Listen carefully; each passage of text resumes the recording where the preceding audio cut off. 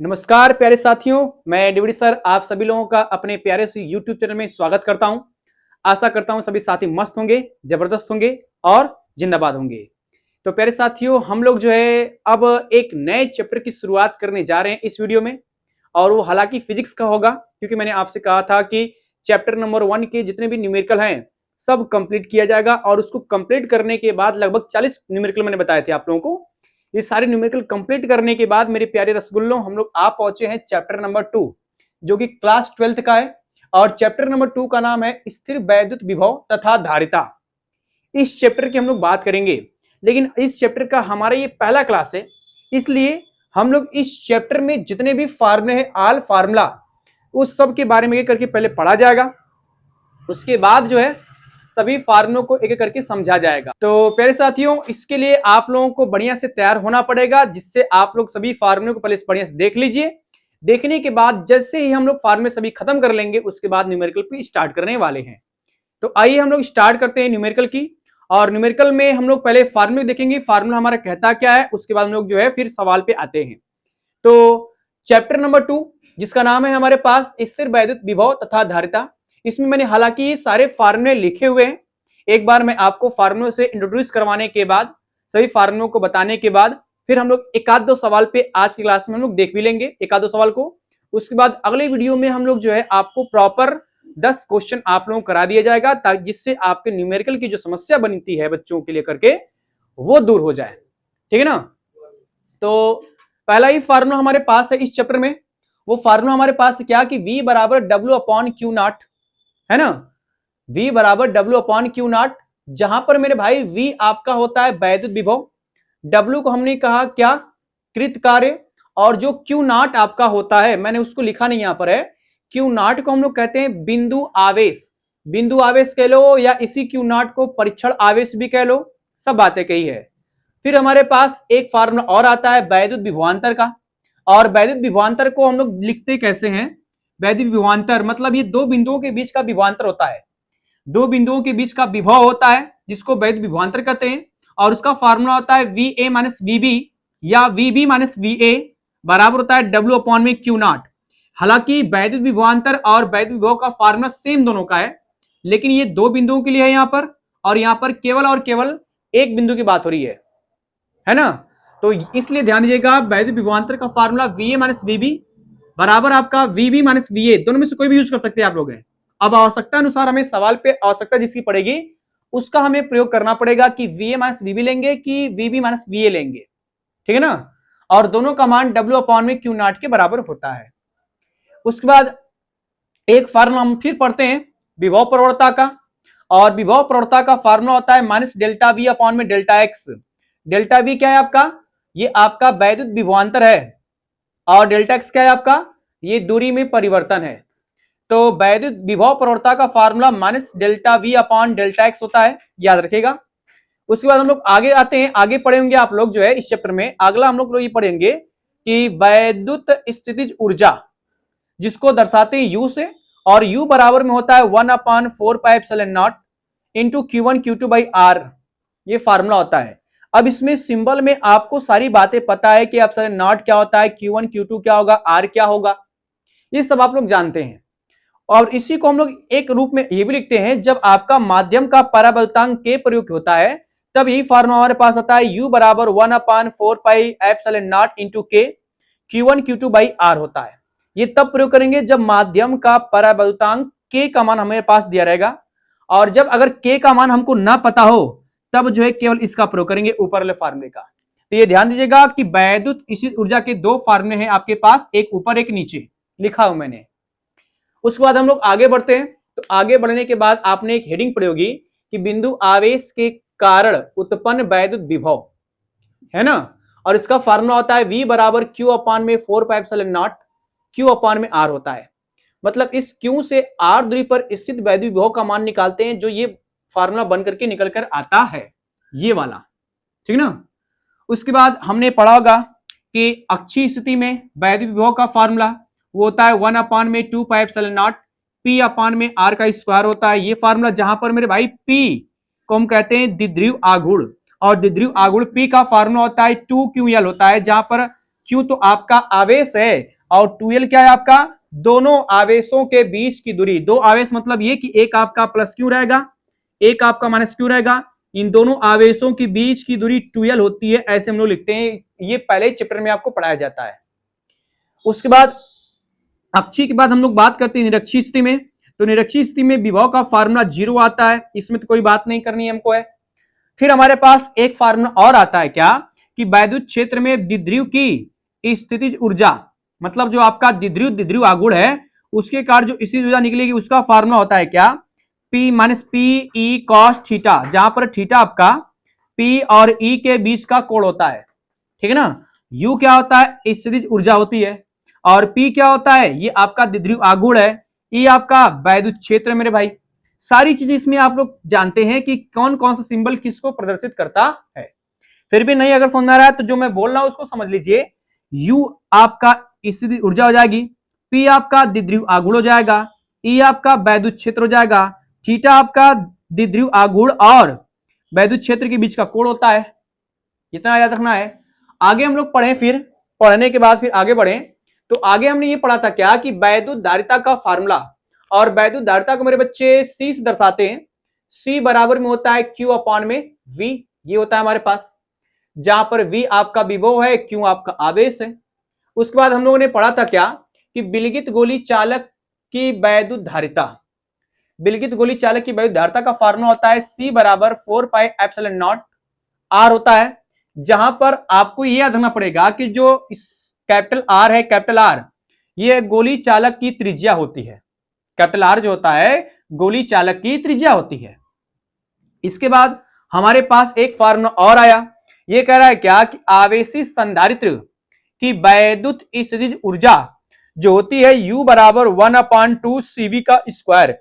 C आपका वही धारिता है, V आपका विभव है, तो याद रखना पड़ेगा कि आपके पास U का फार्मूला होता है 1/2 CV का स्क्वायर होता है, ये आपके स्थितिज ऊर्जा का फार्मूला है। इसके बाद हमने पढ़ा होगा क्या, कि संधारित्र वगैरह पढ़ा था। संधारित्र किसे कहते हैं, संधारित्र होता क्या है, और संधारित्र कितने प्रकार के होते हैं, है ना। तो उसी पर हमारे पास फार्मूले कुछ है थे जो मैंने यहां पर लिखा है, कि समांतर प्लेट संधारित्र की धारिता, और समांतर प्लेट संधारित्र की धारिता का फार्मूला होता है C बराबर K A एप्सिलॉन नॉट बटे में D, जहां पर K को मैंने लिखा है माध्यम का परावैद्युतांक है आपका, A क्या है प्लेटों का क्षेत्रफल, मतलब जो समांतर प्लेट होंगे, दो प्लेट होते हैं इसमें, उन प्लेटों का क्षेत्रफल A होता है यहां पर, और ये A जो है आपका प्लेटों का क्षेत्रफल लिया गया है। D बेटा दोनों प्लेटों के बीच की दूरी होती है, दो प्लेट होते हैं और उनके बीच की दूरी आपकी D होती है, मतलब D प्लेटों के बीच की दूरी बताता है। फिर हम लोग ये कहेंगे क्या, आगे पढ़े थे गोली संधारित्र पढ़े थे, और गोली संधारित्र की धारिता का फार्मूला आया था हमारे पास क्या, कि C बराबर 4 पाई एप्सिलॉन नॉट, ब्रैकेट में था AB बटे में B माइनस A था।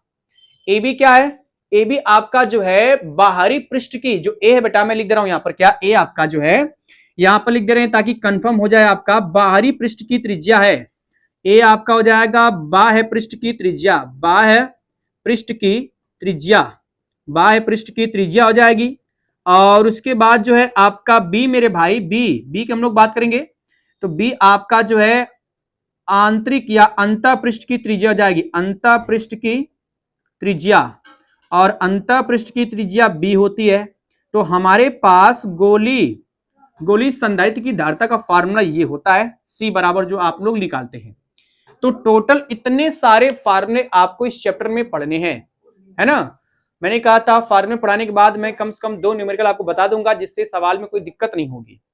तो हम लोग अब फार्मूले को मिटाने के बाद आते हैं सवालों पे, और सवाल देखते हैं सवाल हमारा क्या कहता है, ठीक है ना। आइए स्टार्ट करते हैं सवाल को। तो प्यारे भाइयों, हमने अभी जस्ट फार्मूला खत्म करने के बाद हमने ले लिया है 2 क्वेश्चन, एक क्वेश्चन नंबर 1 और एक क्वेश्चन नंबर 2, और फार्मूला तो मेरे ख्याल से आप लोग नोट कर लिए होंगे। और अब फार्मूले नोट करने के बाद क्वेश्चन की शुरुआत हम करने जा रहे हैं। हालांकि क्वेश्चन शुरुआत में थोड़ा सा इजी रहता है, लेकिन धीरे धीरे हम लोग कठिन की ओर बढ़ते हैं, मतलब हमारा स्टैंडर्ड जो क्वेश्चन का होता है उसका लेवल थोड़ा टफ हो जाता है। तो इसलिए शुरुआत में जो क्वेश्चन है इसकी पकड़ और इसकी मजबूती बढ़िया से तैयार होनी चाहिए, जिससे क्वेश्चन के आगे जो सवाल आने वाले हैं उसकी पकड़ आपको बढ़िया हो गई तो मेरे ख्याल से फिर न्यूमेरिकल में किसी प्रकार की कोई प्रॉब्लम नहीं होगी आपको। तो हम लोग शुरुआत करते हैं क्वेश्चन नंबर 1 से और क्वेश्चन नंबर 2 से। और इस वीडियो में आप लोगों को मैं मात्र 2 ही क्वेश्चन बताऊंगा, क्योंकि भैया ये केवल फार्मूला वाला क्लास था, अगला क्लास केवल न्यूमेरिकल वाला रहेगा। लेकिन मैंने सोचा कि भाई एक आध दो सवाल बता दूं, जिससे बच्चों के अंदर ये रहे कि भाई सवाल आखिर लगेंगे कैसे। थोड़ा सा उनके अंदर ये पेशेंस रखना पड़ेगा, जिससे हमें सवाल को लगाने में घबराहट महसूस ना हो। तो पेशेंस रखना बहुत जरूरी है, और अगर पेशेंस नहीं रख पाएंगे आप लोग तो भाई सवाल कैसे लगेगा। इसलिए घबराइए मत, जो भी आपके सामने प्रॉब्लम है उसको हम लोग फेस करने के लिए तैयार हैं। बस अपनी समस्याओं को हमें बताने का प्रयास कीजिएगा। तो आइए हम लोग समय की बर्बाद न करते हुए एक अपने क्वेश्चन पे आते हैं और क्वेश्चन देखते हैं हमारा कहता क्या है। क्वेश्चन मेरे बच्चे कह रहा है क्या कि 3.2 गुणे 10 की पावर -7 कूलाम आवेश को अनंत से वैद्युत क्षेत्र के किसी बिंदु तक लाने में 1.6 गुणे 10 की पावर -4 जूल कार्य करना पड़ता है। उस बिंदु पर वैद्युत विभव ज्ञात कीजिए। ठीक है ना। तो एक बात ये ध्यान पड़ेगा कि सवाल में पढ़ने के बाद किसका किसका मान दिया है और किसका मान निकालना है, इसकी पकड़ अगर आपको हो गई तो मेरे ख्याल सवाल में लगाने में कोई दिक्कत नहीं होगी। एक तो हमारे पास ये दे रखा है मेरे भाई, सवाल में क्या दिया जाए देखिए ध्यान से। हमारे पास ये दिया है कि आवेश का मान दिया है, कह रहा कि 3.2, ये पूरा का पूरा जो मान हमारे पास दिया हुआ ये आवेश पूरा ये दिया हुआ है, और ये इतना कार्य करना पड़ता है। ये कार्य आपका दे रहा है, कार्य हो गया हमारे पास। और एक हमसे पूछ रहा है वैद्युत विभव ज्ञात कीजिए, वैद्युत विभव हमें निकालना है। 3 चीज इसमें बोला हुआ है। तो अगर यही पकड़ में अगर आ गया तो सवाल लगाने में कोई दिक्कत नहीं होगी आपको।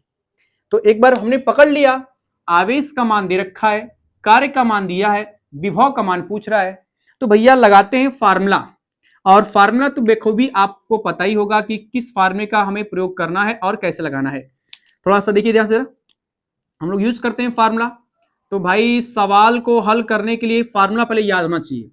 आइए लिखते हैं, यहाँ पर आवेश दिया, आवेश का मतलब क्यू दिया है और क्यू का मान दिया है 3.2 गुणे 10 के पावर -7 कूलाम। ये हमारे पास आवेश दे रखा है। कार्य का मान दिया है, कार्य आपके पास W है, W का मान दिया है 1.6 गुणे 10 के पावर -4, ये जूल में दे रखा है। अब मेरे भाई विभव निकालना है, विभव का मतलब V बराबर में क्वेश्चन मार्क, ये निकालना है। तो सभी बच्चे जानते हैं कि फार्मूला कौन सा प्रयोग करना है और कैसे विभव का मान निकाला जाएगा। तो एक बार हम लोग इसको पढ़कर लगाते और आगे बढ़ते हैं। देखिए ध्यान से क्या है, हमारे पास फार्मूला ये होता है मेरे भाई, जरा गौर करना। सूत्र, मैं सूत्र यहां लिख रहा हूं, हालांकि थोड़ा मार्कर मेरा पतला चल रहा है। ये होता है V बराबर में होता है W अपॉन में होता है W अपॉन में Q। पहला ही फार्मूला एकदम है जो वही बताया था मैंने आपको, उसी का प्रयोग किया जाए। तो भैया आप उसका प्रयोग करेंगे तो बराबर में जरा गौर करिएगा, बराबर W का मान हमारे पास दिया है 1.6 गुणे 10 के पावर -4, और बटे में आपका दिया है Q का मान कितना 3.2 गुणे 10 के पावर -7 दे रखा है। तो भैया आपका दशमलव खत्म हो जाएगा, है ना। हमारे पास क्या है, जरा गौर करना, इसको मैं यहां लिख रहा हूं। ये आने वाला है कितना 16 गुणे 10 के पावर -4, और बटे में आएगा हमारे पास कितना 32 गुणे हो जाएगा 10 के पावर कितना -7।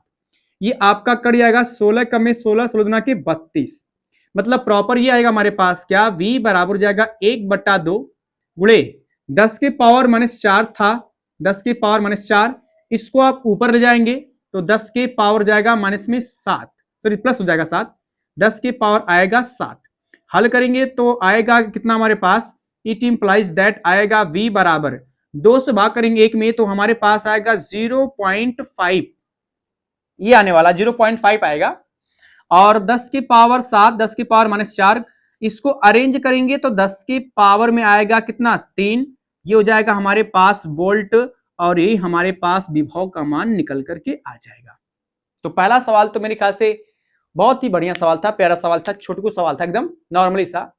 तो फार्मूला कमाल है, फार्मूला याद रहेगा मेरे भाई, तो सवाल लगाने में कैलकुलेशन करने में कोई दिक्कत ज्यादा नहीं होगी, ठीक है ना। तो ये तो पहला ही सवाल था। अब हम लोग बढ़ रहे हैं क्वेश्चन नंबर 2 की ओर, और क्वेश्चन नंबर 2 यहां पर मैंने लिखा हुआ है। एक बार इसको भी पढ़ते हैं और देखते हैं सवाल हमारा कहता क्या है, ठीक ना। आइए जल्दी ध्यान से इधर, इसको भी हम लोग पढ़ते हैं और पढ़ के लगाते हैं सवाल कि इसका क्या कैसे क्या लगाना पड़ेगा, कैसे हल करना पड़ेगा। सॉल्यूशन देखिए ध्यान से, कह रहा है क्या कि एक दूसरे से 0.5 मीटर दूरी पर स्थित दो बिंदु आवेशों में 50 वोल्ट का विभवांतर है। मतलब यहां पर विभवांतर का मान दे रखा है, इसलिए मैं कह रहा हूं इसको घेर दीजिए आप बढ़िया से। आपके पास ये विभवांतर का मान मेरे भाई दिया है, विभवांतर, ये गौर करिए जरा इस चीज को, विभवांतर का मान दे रखा है। फिर कह रहा है क्या कि दो कूलाम आवेश को एक बिंदु से दूसरे बिंदु तक ले जाने में आवश्यक कार्य का मान ज्ञात कीजिए। अर्थात आवेश का मान यहां पर दे रखा है हमारे पास और हमसे पूछ रहा है आवश्यक कार्य का मान पूछ रहा है। कार्य का मतलब हो गया W का मान हमसे पूछ रहा है, आवश्यक कार्य का मान ज्ञात कीजिए। तो सवाल में इतना पता चल गया किसका किसका मान दिया है। इसमें हमारे पास जो है एक तो V का मान दिया है, V का मान दिया है 50 वोल्ट, लिख लो भाई यहां पर, ये V का मान हो जाएगा 50 वोल्ट। कुलाम दिया है, कुलाम का मतलब आवेश दिया है और आवेश को हम लिखते हैं Q से। यहां जरा गौर करिए इस चीज को, लिखेंगे इसको Q से, तो हमारे पास आएगा Q बराबर हो जाएगा 2 कुलाम हो जाएगा। और मेरे भाई आवश्यक कार्य का मतलब पूछ रहा है W बराबर में क्या, क्वेश्चन मार्क, ये हमसे पूछ रहा है। तो फिर से वही फार्मूला लगाते हैं, V बराबर W अपॉन में Q, इसी फार्मूले पे कार्य का मान मिल जाएगा हमको। लेकिन यहां पर क्या सूत्र का प्रयोग करते हैं। सूत्र हमारे पास होता है क्या, V बराबर होता है W अपॉन में Q होता है। अब यहां से W का मान निकालेंगे तो Q को इसमें गुणा करना पड़ेगा, तो गुणा जब करेंगे तो हमारे पास आएगा इट इंप्लाइज दैट W बराबर जाएगा V गुणे Q, ये मिलेगा। फिर हल करेंगे तो आएगा W बराबर V का मान 50 दिया है, रख दो भाई 50 गुणे Q का मान 2 दिया है, रख दो यहां पर 2। फिर आएगा हल करने पर W बराबर 50 दूना हो जाएगा 100 और इसका मात्रक होता है किसमें, जूल में, तो हमें 100 जूल कार्य करना पड़ेगा। ठीक है ना, इतना तो हमने काम कर लिया फटाक दे। तो बहुत सिंपल फार्मूला था। अब दो सवाल लगाने के बाद हम लोग जो है मिलेंगे अगले वीडियो में मेरे भाई, क्योंकि मैंने कहा था केवल 2 ही सवाल आप लोग बताऊंगा इस वीडियो में, ठीक है ना। तो 2 सवाल कंप्लीट हो चुका है, अब उसके बाद हम लोग मिलेंगे अगली वीडियो में। कम से कम 10 सवाल देखे जाएंगे इस चैप्टर नंबर 2 के, जिसका नाम है स्थिर वैद्युत विभव तथा धारिता। इसकी हम लोग बात करेंगे चैप्टर नंबर 2 में। तो सभी साथियों से मैं लेना चाहूंगा अलविदा। तब तक सभी साथी मेरे चैनल को लाइक करें, शेयर करें, कमेंट करें और अपने दोस्तों में जरूर बताएं, ठीक है ना। Thank you for the watching this video and नमस्कार, जय हिंद, टाटा, बाय बाय।